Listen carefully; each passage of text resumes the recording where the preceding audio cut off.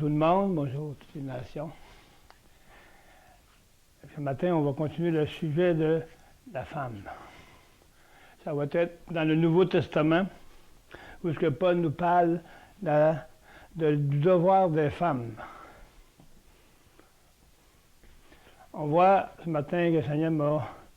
J'ai eu un genre d'intuition de voir à ce que si l'enseignement était selon l'ordre de Dieu dans Genèse, cet enseignement qui a été donné depuis le commencement de le début.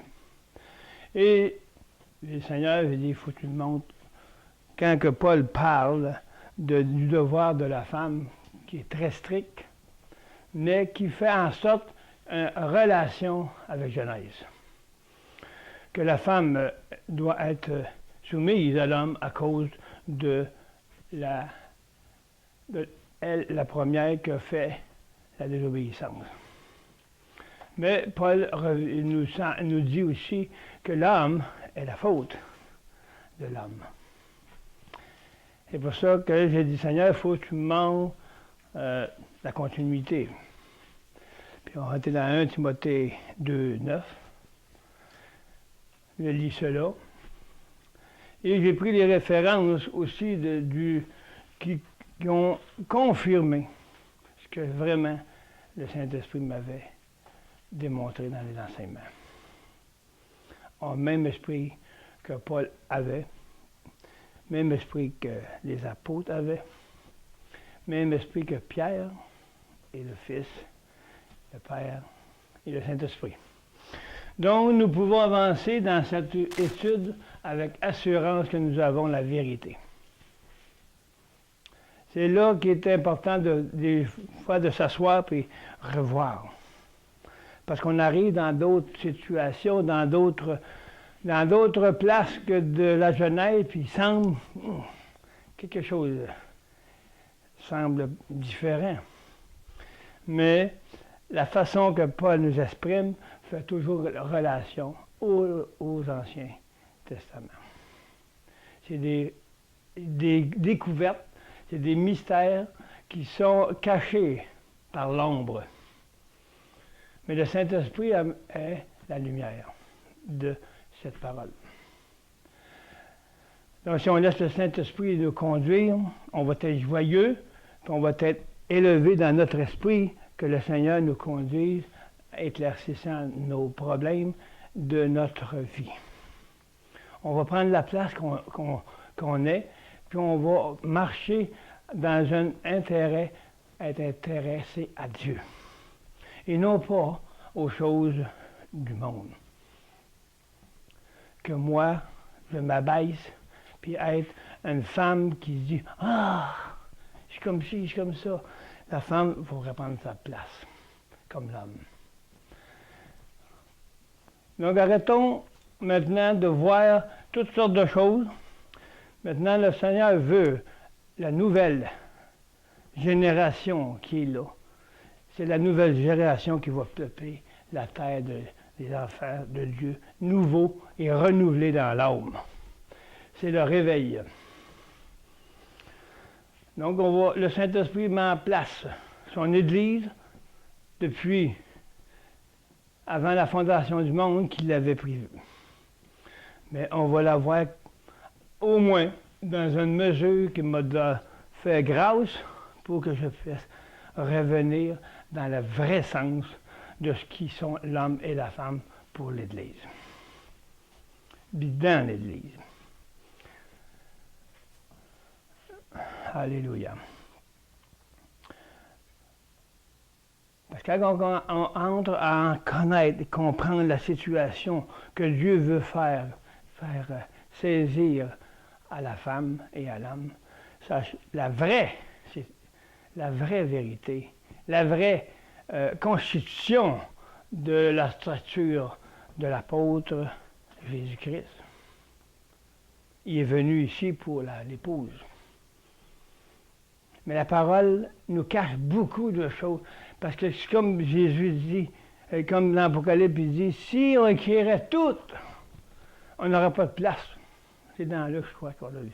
On n'aura pas assez de livres pour écrire tout ce qui est la parole. Donc, ils nous ont donné des points. Ils nous ont donné des... On appelle ça des points où est-ce qu'on peut faire en sorte de travailler dessus. On appelle ça comme ça. Comment on appelle ça? Quand on en fait un enseignement, on a des... Pas des étapes. Non, non. Des points de repère. Des points de repère. Donc, la parole de Dieu, c'est des points de repère. Parce qu'ils nous ont dit dans la parole des choses qu'on peut voir avec les yeux de notre nature. On le voit en parole, mais c'est pas ça. Paul dit c'est le spirituel qui va discerner de tout. C'est le spirituel qui va discerner la parole. La parole est lettre. C'est écrit avec la lettre pour qu'on puisse voir de nos yeux, comme Jésus parlait toujours en parabole. Mais il y a les apôtres, il enseignait les apôtres, petit gars, telle affaire. Mais c'est comme ça que la parole de Dieu est. Elle est pour ceux qui vivent en Christ. Elle est pour ceux qui ont dit, ben moi là, c'est Christ que je veux suivre. Je vais donner ma vie, je vais suivre le Seigneur ma vie dans l'apostolique. L'apostolique, c'est être, comme on a vu hier, être en lui. Laisser Christ s'introduire et se faire sa vie à nous. Et c'est lui, par lui, en lui, qu'on va pouvoir discerner les vraies choses de la parole de Dieu. Donc ce matin, on va aller voir, on va continuer avec 1 Timothée 2, 9, qu'on parle de la femme. De même aussi que les femmes soient vêtues d'une manière décente et pudeur, avec pudeur et modestie, se parant non pas de tresses ou d'or, ou de perles, ou de toilettes somptueuses. Bon. Il devait y avoir quelque chose dans l'Église qui se passait pour que Paul aille dire ces choses-là. C'est parce qu'il y avait de l'abus. Il y avait des choses que le monde, qu'on voit même aujourd'hui, qui se parle d'or, puis qui se parle de ci, puis se parle de ça, puis l'habillement n'est pas décente. Donc, Paul, il a vu qu'il y avait des abus dans l'Assemblée. Donc, il a dit dans Timothée, bon, mais que la femme soit pas d'une personne qui vit dans la rue, comme une femme de rue, mais qu'elle soit, c'est pas en soi, avoir de l'or, avoir des boucles d'oreilles, ben voici, c'est pas mauvais, moi. C'est pas mauvais en soi. Mais c'est de ce quoi est la source de ces choses-là. Contente-toi pas, là. Il n'y a pas de condamnation. Il faut voir ce que la parole dit. Donc, arrêtons de se sentir pognés avec nos problèmes et dire « Ah, ben moi, ça me fait que c'est ça. » Non, non. Allez voir c'est quoi ça veut dire.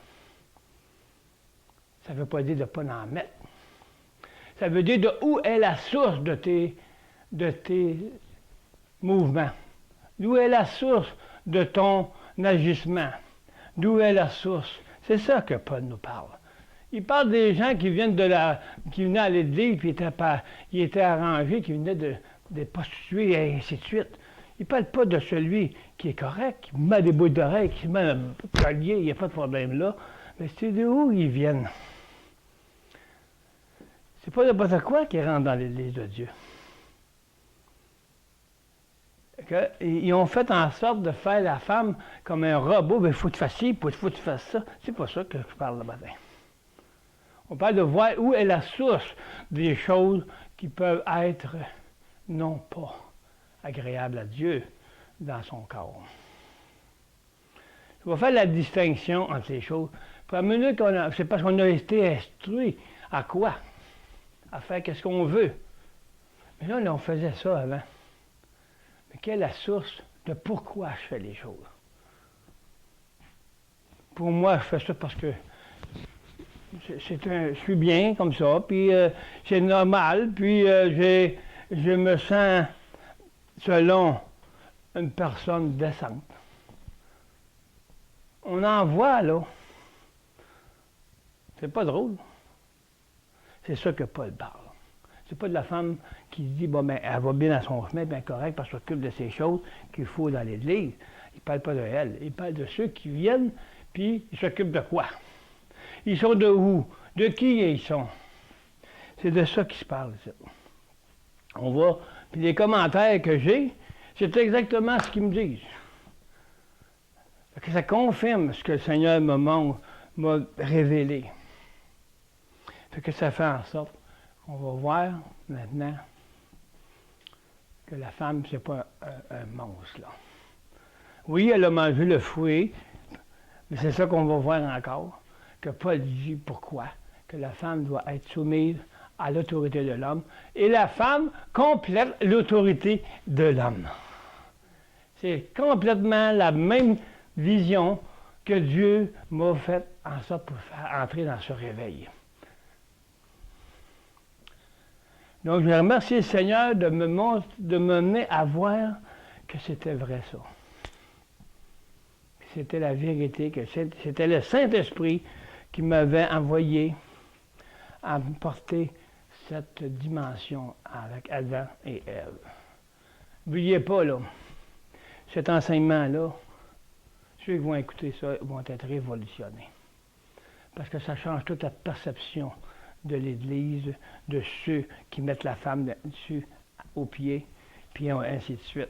Ça va changer la vision de Adam et Ève.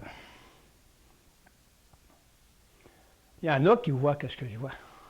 Mais qu'est-ce que je vois, moi, la plupart, je vois pas cela.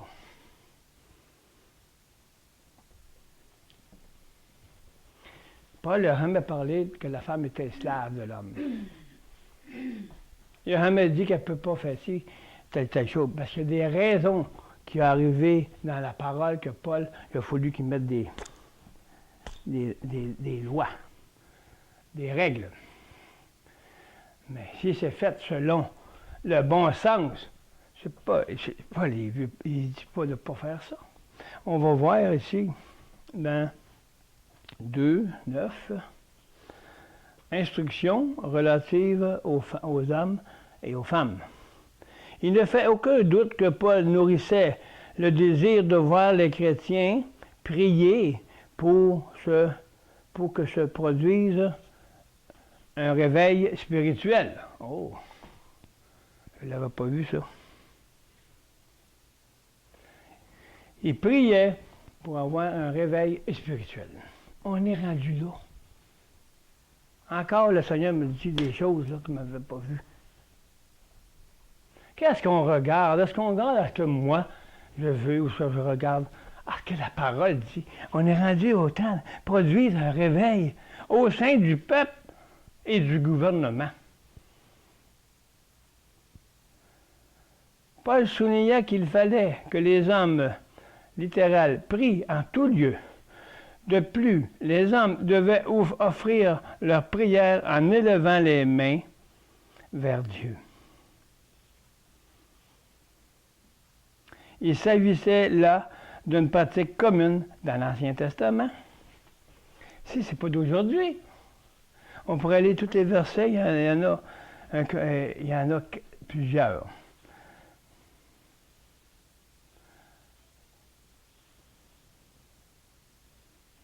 OK, on est dans 2:8, bien c'est bien.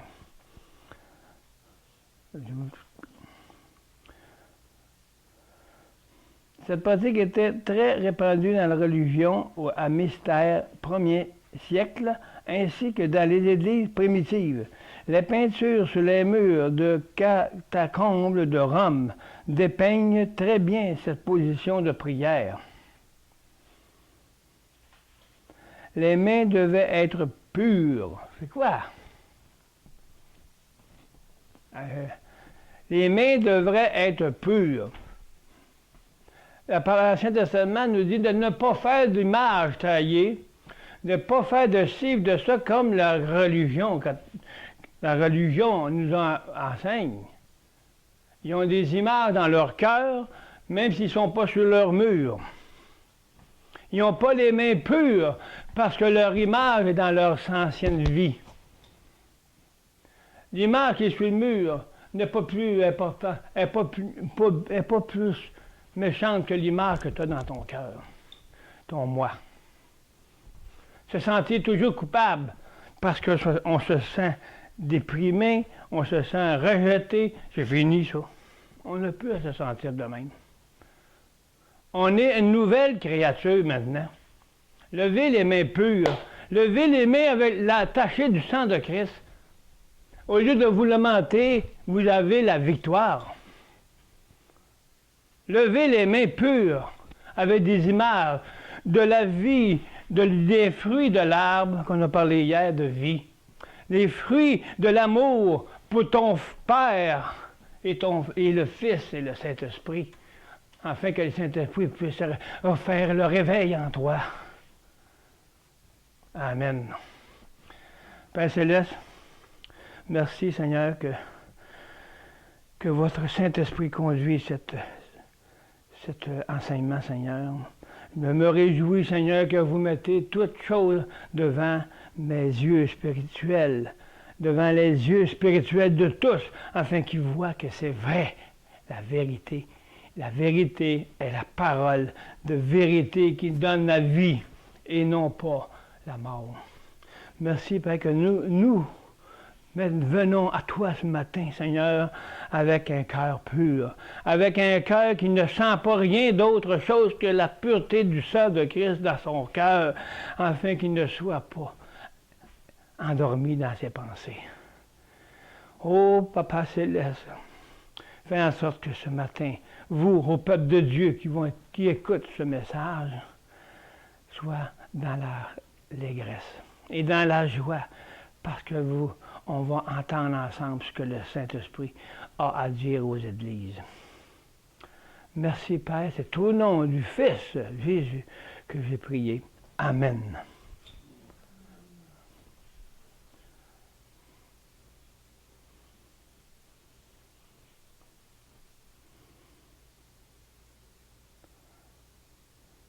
On va peindre la peinture du temple.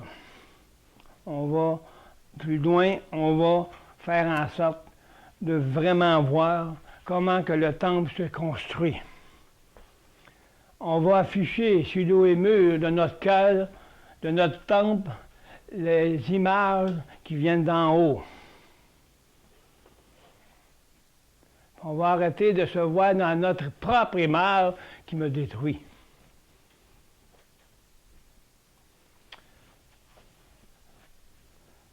C'est ça que les gens qui veulent vivre une nouvelle vie, qui veulent changer, écoutent.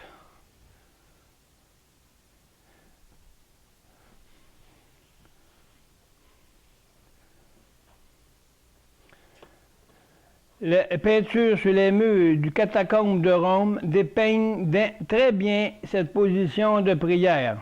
Les mains devaient être pures, pieuses, sans tache. Ce signifiait que les responsables spirituels devaient être purs intérieurement. Là, on ne parle pas du dehors, de l'intérieur. Par ailleurs, ces responsables devaient avoir des relations de qualité avec les autres. Ils ne devaient pas être caractérisés par la colère, ni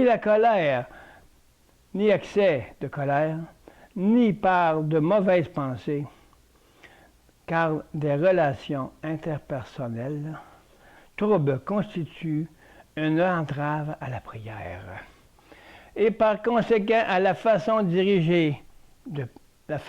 diriger la prière. Qu'est-ce que ça nous dit, ça?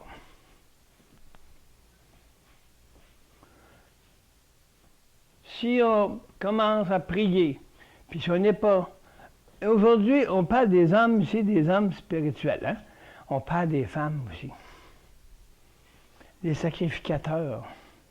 des hommes responsables. On est tous des sacrificateurs aujourd'hui. Parce que c'est le Saint-Esprit qui nous conduit. C'est Pierre, il nous dit, nous sommes tous des sacrificateurs. Les sacrificateurs, c'est ceux qui se tiennent purs devant le Seigneur. C'est ceux qui se tiennent la main pure, afin qu'ils puissent donner la pureté autour d'eux. C'est des responsables. On est tous des responsables de notre marche dans le Seigneur. Dans l'Ancien Testament, on n'avait pas le Saint-Esprit sur toute chair. Le Saint-Esprit ne pouvait pas agir sur toute chair parce que le Saint-Esprit n'était pas encore venu. Parce que Jésus n'était pas encore venu. Mais maintenant, nous sommes tous des sacrificateurs. Nous sommes des responsables d'être purs et prier dans la pureté. Quand on prie pas pour se débarrasser, on prie pas pour montrer qu'on prie. On prie parce que le Saint-Esprit va venir te dire quoi dire pour prier dans la vérité. C'est la responsabilité qu'on a à prendre ensemble, chacun de nous, parce que si on fait les choses pour nous, ou qu'est-ce qu'on pense, si on est dans nos pensées, on ne priera pas selon la pensée de Dieu. Donc, on n'est pas prêt à prier. On prie n'importe quoi, sauf la volonté de Dieu. On prie quoi? Donne-moi ci, donne-moi ça, Seigneur, fais ci, fais cela. Mais j'ai fait dans ma prière selon ma satisfaction. Jean nous dit, vous priez mal, vous ne recevez pas. Vous priez pour vous. Et si vous êtes deux ou trois pour prier au nom de Jésus, ça veut dire que ça va être le nom, la pensée et la parole, et le Saint-Esprit, et le Père, et le Fils, qui vont être en vous, qui vont prier. Ça va être la pensée de Dieu. Ils allaient recevoir. Vous ne recevez pas. C'est parce que vous priez mal. Vous êtes au milieu de nous. C'est au milieu en nous. C'est pas au milieu de ton cœur. C'est pas assez de ton trône. Comment peux-tu être deux ou trois ensemble pour prier? Quand tu pries au nom, c'est en lui. Donc c'est ça qui fait en sorte que rien avance dans l'Église. C'est toujours la division. C'est même la division avec nous-mêmes. Parce qu'on prie, puis on s'élève, nous. Mais on ne laisse pas s'élever le Christ en nous. On est égoïste, puis on pense qu'à nous autres. Puis on critique le Seigneur. Seigneur, donne-moi ci, donne-moi ça. Ça va prendre du temps. On prie mal, on ne reçoit pas. Donc, on est des responsables dans nos prières, qu'on soit un ou deux ou trois. On n'ajoute pas à la parole. On fait juste entendre et écouter ce que Dieu a dit pour prier. Pour ne pas ajouter une seule chose que lui n'a même pas pensé. Faisons pas d'image de notre avenir. Ah ben moi je fais ci, moi je vais faire ça. Je vais faire ci, je vais faire ça. On a vu de ça. Vous avez qu'à regarder ce qu'ils font aujourd'hui. Soyons sincères avec le Seigneur. Toute chose qui n'est pas de Dieu, toute chose qui ne regarde pas ce que Dieu est une entrave à ma prière. Parce que le sang de Christ n'est pas actif. Et pas en action. Donc, si le sang de Christ n'est pas en action, je ne suis pas dans l'action de ma mort à moi-même. Donc, je prie en vain. Je prie ce que je veux, moi. L'œuvre de la croix doit être le premier geste, le premier secours, la première vision avant de prier. Elle doit venir votre vision, l'œuvre de la croix. Elle doit venir votre vie. Pour qu'elle soit toujours en force, toujours dans le moyen de marcher, afin que l'œuvre de la croix ajuste jusqu'à nous purifier, afin de parler au nom du Seigneur.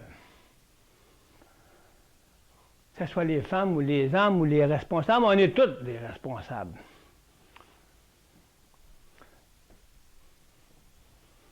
Je disais hier, avant-hier, si on n'est pas capable d'écouter ceux qui parlent avec une voix, un homme de Dieu qui parle dans les églises, on n'écoute pas, on n'attend pas.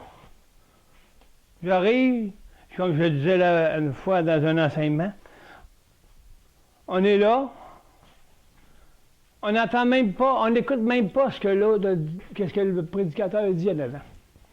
On est parti. Là, je disais, comment? Là, ils arrivent, ils sortent de l'église. Hey, qu'est-ce qu'on a parlé aujourd'hui? Ah, on a parlé de Jésus. Il n'a rien compris. Pour qui était? Où était sa responsabilité d'être peu et écouter la parole de Dieu? Il dit, comment vous pouvez pas entendre celui qui crie dans le désert? Comment vous allez faire pour entendre le cri d'une voix douce et de paix du Saint-Esprit? Comment vous allez entendre le son de la venue du Seigneur? Commençons à entendre le son de l'Esprit ici. Maintenant, commençons à laisser le Saint-Esprit venir parler à notre esprit pour nous réveiller premièrement. Parce qu'on n'entendra pas d'autre chose. On va entendre la voix du monde, on va entendre la voix qui est en nous, qui est encore dans mes désirs, dans mes affaires à moi. Je suis ci, je suis comme ci, je suis comme ça, puis là je prie, Seigneur, donne-moi ci, donne-moi ci. Pourquoi ça ne fonctionne pas? Parce que je garde mon problème. Nous gardons nos problèmes, nous ne pouvons pas avancer. On ne peut pas attendre la parole de Dieu parce qu'on est dans la chair. C'est dans l'esprit de Christ qu'il faut être pour comprendre et entendre la voix du Saint-Esprit. Parce que mon esprit qui est pur, c'est parce que mon cœur est lavé d'un mauvais cœur.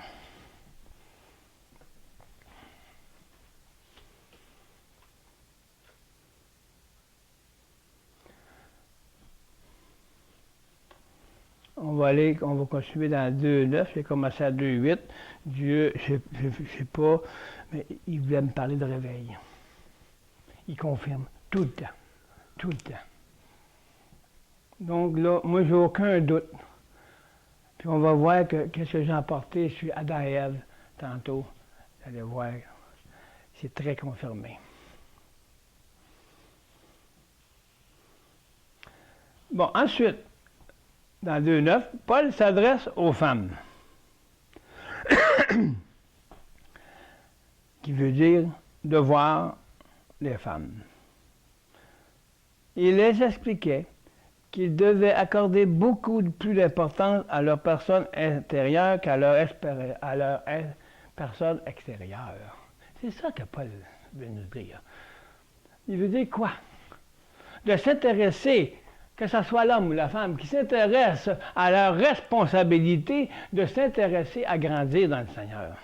À laisser le Seigneur faire la vie en eux ou en elles, afin qu'ils puissent servir le Seigneur, non pas de l'extérieur, avec des beautés, mais avec des beautés de cœur. Il faut voir ce que la parole nous dit. On met à notre façon, puis on se culpabilise, puis on se condamne parce qu'on se sent pogné avec ce que la parole dit, puis on n'aime pas la parole. Parce que je me sens tout le temps condamné avec la parole. C'est pour ça que les gens ne parlent pas de ces choses-là. Parce qu'ils se sentent condamnés. Parce que c'est pas Christ qui vit en eux, c'est l'amour du monde. L'amour du monde est contraire à l'amour de Dieu. Donc, elle ne veut même pas entendre les choses de Dieu. Parce qu'elle se rebelle. Elle se rebelle à se faire dire, ah, ben, bon, Il vient me dire, pas besoin de faire ci, pas besoin de faire ça. C'est pas ça que Paul fait dire. Il faut le faire selon la responsabilité de la parole. Le pourquoi qu'il dit ça. Pourquoi qu'il dit des choses? C'est parce qu'il y a eu de l'abus à quelque part.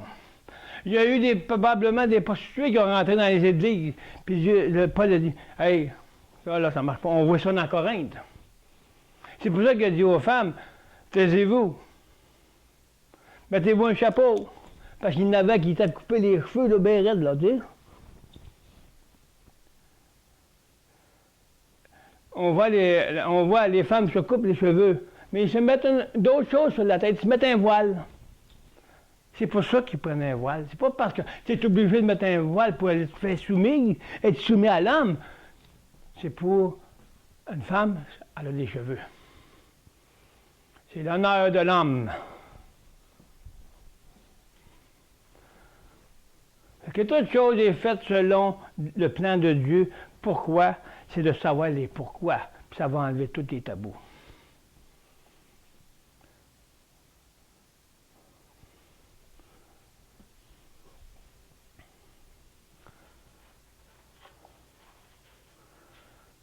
Mais ça vient, quand on dit ça à quelqu'un, tu m'as blessé. Ah, pas drôle, il m'a blessé. Il m'a blessé, il m'a dit de pas faire ci. Il m'a dit de pas faire ça. C'est qui que j'ai blessé? C'est quoi qu'on blesse? C'est le monde qu'on blesse. C'est le monde qui est en toi qui ne veut pas se soumettre à Dieu. Donc il se sent blessé. Pauvre petit moi. J'ai-tu attendu ça? Hein? On a-tu attendu ça? Ah, tu me blesses. Tu es parles de la croix. Tu étais orgueilleux, il faut que tu donnes ça au Seigneur. Ah, tu me blesses. J'ai blessé son orgueil et non pas Christ en lui, parce que Christ n'était pas dans lui. Il ne veut pas donner sa vie. Il la garde. Que tu vas chercher la parole qui va dire des règles à suivre, ils vont se rebeller contre la parole. C'est pas contre toi.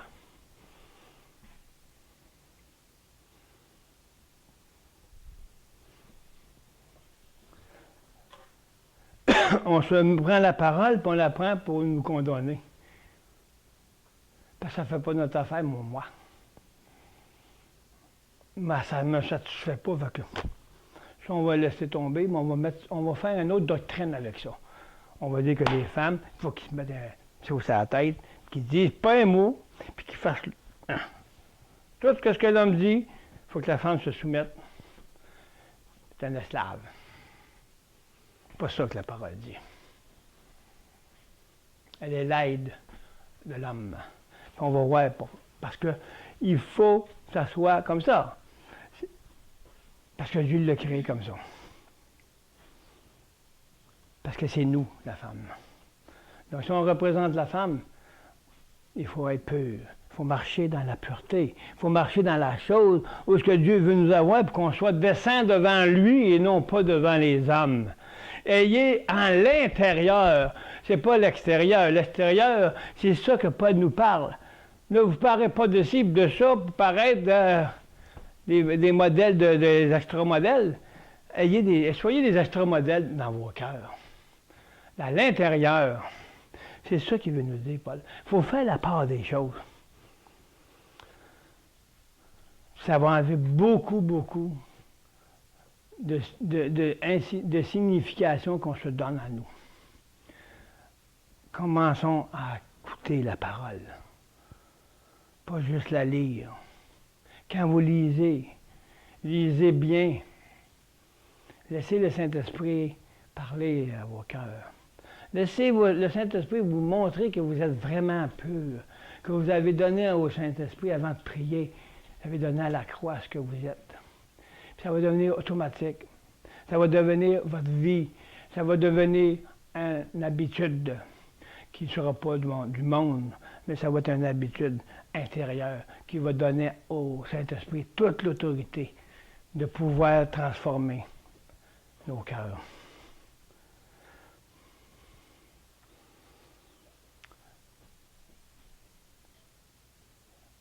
À l'importance à leur personne intérieure qu'à leur personne extérieure, à leurs apparences extérieures.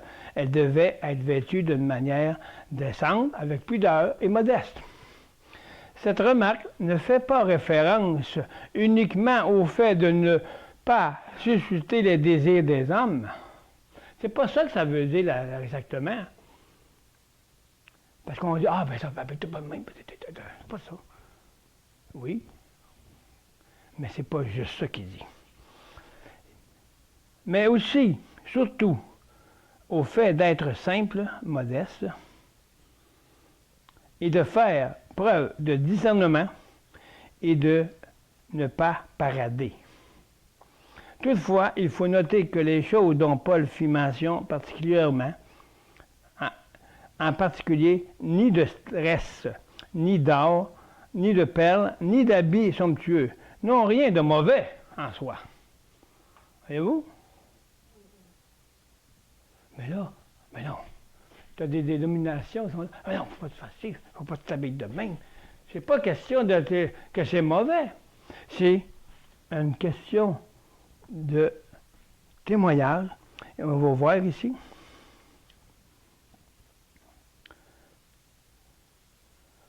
Non pas rien de mauvais en soi, mais sont malvenues lorsqu'elles témoignent d'un sens de valeur faussée. C'est quoi, faussé?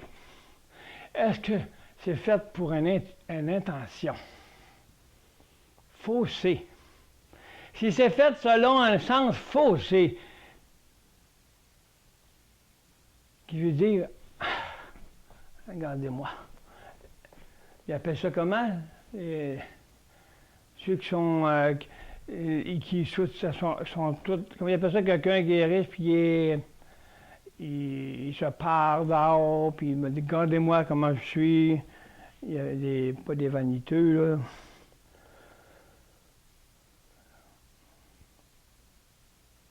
Mais lorsqu'elle témoigne d'un sens de valeurs faussées, on pourrait lire 1 Pierre 3.3. Et qui de ça proche? 1 Pierre 3.3.